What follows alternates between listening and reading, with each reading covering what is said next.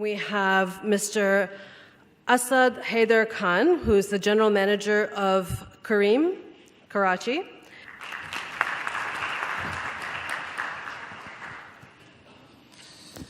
Right. Afternoon, everyone. I think by the time we finish today, you're all going to be so experts on millennials. Who wants to know more? Fantastic. So, how many people in the room who would say, I'm a millennial? So, before you raise your hands, I think there are two ways you can define millennials, right? So you can say, you can define by a demographer, right? So put a number on that. So say between this area and between this year. And the other way of defining millennial is I call it psychographers, right? So somebody who's at core a techie, a tech-savvy guy, is also millennial. So let's see. Show of hands. Who's millennial? Who's with me? Okay, fantastic. Okay, great. So I think I'm going to focus on, so I think it was a fantastic presentation previously. I think Jose started with a fantastic view of the future. And I think we are actually living in a very exciting time. And millennials are leading that pack. All the research, AI, optimistic view of the future, that's all millennials leading that. And some interesting facts. So I'm actually going to focus on how companies today, especially at Careem, how we are actually relating or trying to convey message or trying to link up with those millennials. How do you, if you're a firm and you're trying to connect with that generation, what do you need to do in that area? So let's see how it works. So 3, 4, 5 generations. So boomers. I'm glad to see representation from all 3 generations. So before I came here, so I spent the last 16 years in UK and US, and the last 10 years I spent in AI, so building AI, artificial intelligence, machine learning for healthcare systems, etc., with Watson, IBM, and other areas. And when Jose was saying AI, and I thought, yes, depending on who you're asking about AI, I was giving a lecture in Pasha on healthcare technology, and one of the students, very enthusiastic students, asked me, where do I see technology going in or AI going in 100 years? And I said, okay, in 100 years, so depending on which camp you listen to, so you listen to Elon Musk, who say AI is going to take over, or you listen to Mark Zuckerberg. I said, in either case, there won't be any patients in 100 years' time. If AI takes over, if not, AI is going to solve our patient problem. Anyway, so moving on with millennials. So I think the first thing I noticed, so I came back after 16, 17 years to Pakistan. And in UK, in last maybe 10 years, so I used to be somewhere in the middle. So when I left, I used to be somewhere in the middle of the age bracket. And when I came to Pakistan, I joined Careem. All of a sudden, that age, it wasn't in the middle. It was right at the top. And I couldn't get it. So, it has to be something more than just the industry. It has to be something else. So this chart is actually really interesting. So I found it online. And it shows you on the left side, the percentage of population and the GDP. But this red is Asia. So this whole area of subcontinent, India, Pakistan, Bangladesh, etc., it's an incredibly exciting area. So there's such a huge bulge of youth in this area, and millennials, for example. So I think before me he said 57%, 43%, I think. So I think 30 to 40% of the population are classified as millennials within that age group. So I think for companies, it's incredibly important that they know what millennials feel and think. And I think the videos you watched and the pictures you saw, if you were shocked, then you're not part of that area. You don't understand the psyche of millennials. So let me start with the Careem Leadership Program. So I think in order to tap into those millennials, in order to tap into the mindset, I think you really have to understand, dig in, and say what millennials are actually thinking. So the reason we launched this Careem Leadership Program was I think at Careem there was a realization that these millennials, they're not looking for jobs. They're looking for ownerships. So I think at Careem, everybody who joins the company gets a stake in the firm. So they like to be part of something. They don't like to work for somebody. And let's see. So how many people agree with that? There was a cover of Time magazine a few years ago. So, I was very excited to read the Time magazine. How many people agree with that first two lines there? So millennials are lazy, entitled narcissists who still live with their parents, etc. Agree, disagree? Disagree, everybody. Man, we need some more millennials in this room. Okay, and exactly what you started. So there's a term, phrase for this. It's called the selfish selfie. And that's exactly what our previous presenter did. So I think a lot of values, so I won't spend much time on it, so I'll only spend a few minutes on that. So I think you all heard a lot about millennials. So what do millennials like? So millennials are 2.5 times more likely to be the early adopters for technology. So, we said tech, at heart, you have to be techie to be a millennial. They are, yes, they could be selfish, they could be self-obsessed, but I think there's also a very soft side to every millennial. So they're looking for impact, they're looking for making an impact to society, they're looking for a brand. So there was a really good survey, I think somebody mentioned that over 50% of the millennials will still buy a product if it's expensive, if that product is, doing something good for the society or favoring their brands. So millennials are very, very conscious people. They're conscious about the environment, they're conscious about the social circles, they're conscious about their community, etc. So tolerant, value, community-minded. So there was also a really good survey in which over 50% of the millennials had over 200 friends on social media, Facebook especially, and that's compared to 19% non-millennials. So millennials are very social people. If you're trying to get to millennials, if you want to try to pass a message, it has to be a social value. It has to be something to do with society and social values. You cannot connect to millennial with the corporate taglines. So try and connect to a more personal level, etc. So social creators, and I think a lot of people mentioned about, I want it fast, I want it now, right? So instant gratification. That was started by millennials. But there's a reason behind that. So, it's not just all of a sudden they want it now. They want to be directors right now. So if you look at the history, so Rockefeller, for example. So Rockefeller made his first billion in what? Almost 30 years? So he was the first billionaire, Rockefeller. Compare that to Zuckerberg. It took him less than 2 years, or barely over a year.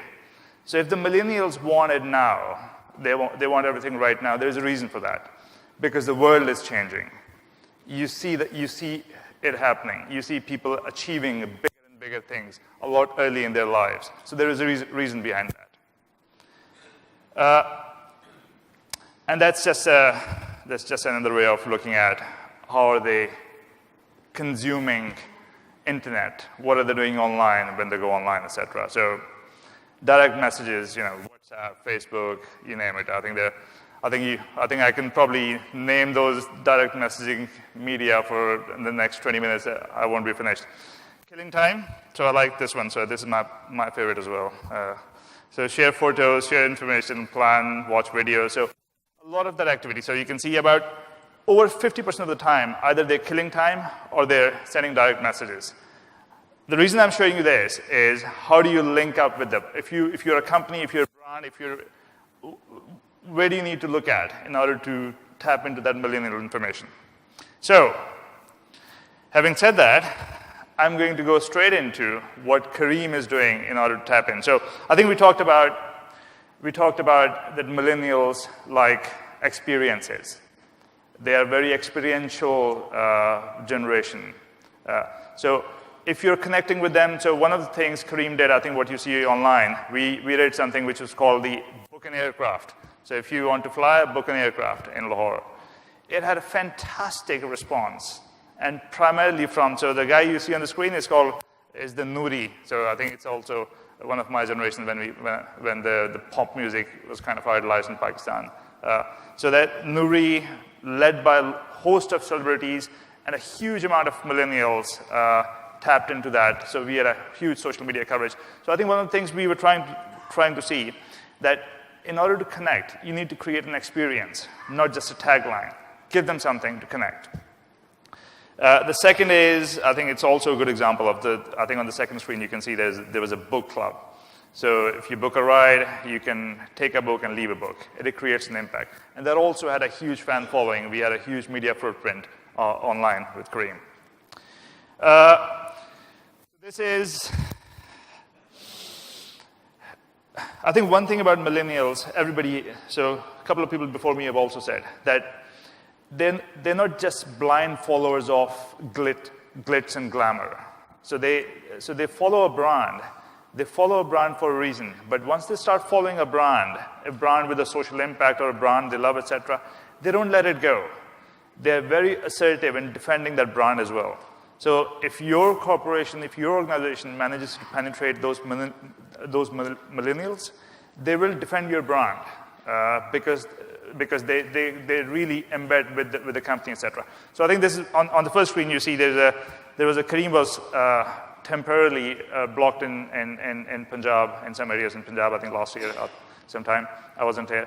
But that resulted in a huge backlash from a lot of people. So social media was full of that. I think news channels, social media, etc.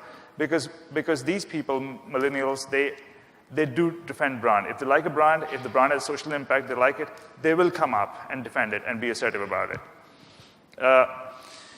So, yeah, I think they're all probably okay. I think Imran Khan shouldn't be here. I think we need to replace that picture. Okay. So the next thing, so if you're trying to target millennials, if you're trying to sell products to millennials, what do you need to do? They're very, very visual people. So millennials like to see things. So I think if you look at the current or the last few years in the technology area, you'll see Pinterest, fantastic Pinterest, all visuals, huge fan following, Facebook, Instagram. So you have to create something visual. It has to be visually fantastic in order to get attention. I think that's true for other generations, but for millennials, that's definitely true. That create a visual image, a visual experience if you're looking to target the generations. So these are the few pictures I think the Careem use in a lot of their advertisement. And I think we saw in that picture in the video that hugely influential. Somebody eating a food can get 25 million hits. So each one of these pictures on the page have got millions of fan followers online. So millennials as influencers have huge fan following. So I think it's important to tap into those areas as well. And that's actually, let me start from here. So I think I think if your brand, if your company is doing something, benefit of the society or something bigger than just the baseline, so your company has to have something which is not just profit making. So it has to be contributing towards bigger impact, bigger cause, etc. So I think this was I think a few months back where Careem after a blast announced free rides for anybody who's going to donate blood in Lahore.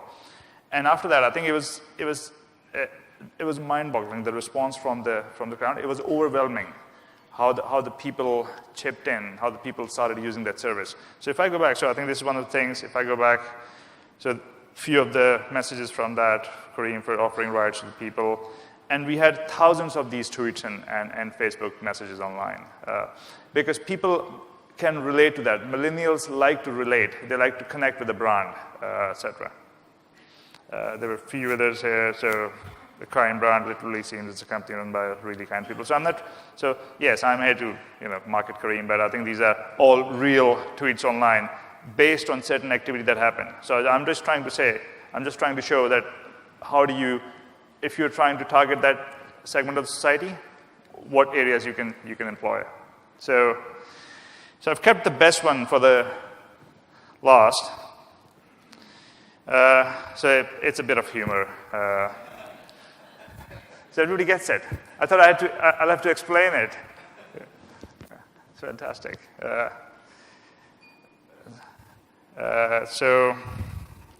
So I think so we regularly follow people, tweeting Careem, etc., or challenging Careem to something. So there's a guy, Adil Siddiq. So he placed a bet on Twitter with Careem that I think it was a match, right? So it was a cricket match. So that if Pakistan wins, that he will get free rides for this match. If Pakistan loses, he's going to cut his hair out. He did. And unfortunately for him, he lost.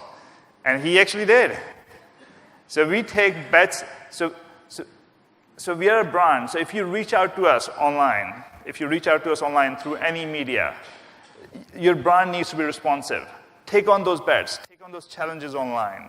Engage them on Twitter. Engage them on Facebook, etc. So poor guy, he actually looks better with short hair, right? Sorry? No, that's okay. So that's something completely different. Okay.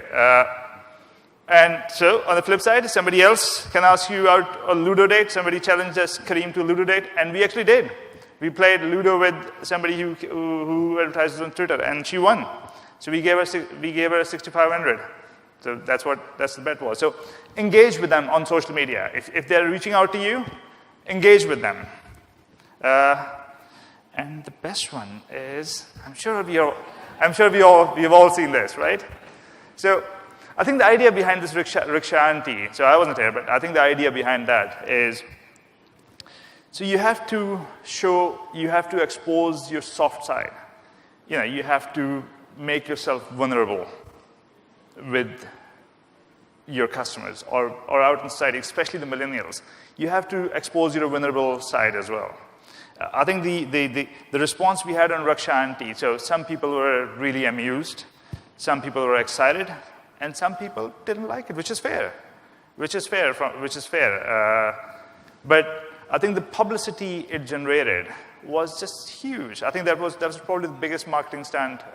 It proved to be the biggest stunt for us, and hugely successful for us. So everybody saw that marketing, that Raksha Aunty? Any successes in the room from the service? No? Okay. We'll keep it secret. So this is some of the Raksha Aunty thing that was used by other brands. And these are just some of the numbers. So it reached out to over 2 million people. Facebook, 72,000 posts. Twitter, Instagram, 2,000 posts, etc. So it was a huge. If your stunt connects with the people, so you have to find these stunts which can go viral, and to make it happen, you have to connect with the millennials because they are the early adopters. If they connect with you, they'll make it viral for you. So it's incredibly important that if you're planning these stunts, if you're planning something marketing activity, you keep that millennial mindset in your mind because those are the people who will make it viral because they are always the early adopters, etc. Right, and some of the other marketing stunts we have done. I think each one of these stunts or each one of these pictures on the screen you see, they are keeping that mindset. So I'm not saying that we are experts in millennials, but I think the companies I started this talk with that I went into the top bracket of age because incredibly young company. So I think our average age is, 25, 26? They're all young people. And they can think like millennials because they are millennials. With that, so I was going to keep it brief. I promised I'll keep it brief. Just some other social media stuff. It's just a chronology of our thinking of getting Careem invitation. So somebody created a wedding, they reached out to Careem, and Careem responds back. So just two-way interactive social media, Facebook interactions. And finally, if you want to connect to the millennials, it's incredibly important that don't just use a tagline. They like substance, they like experience, they like visuals, and they like real stuff. So don't go with the taglines. Try and create an experience if you're trying to connect to millennials. Thank you very much.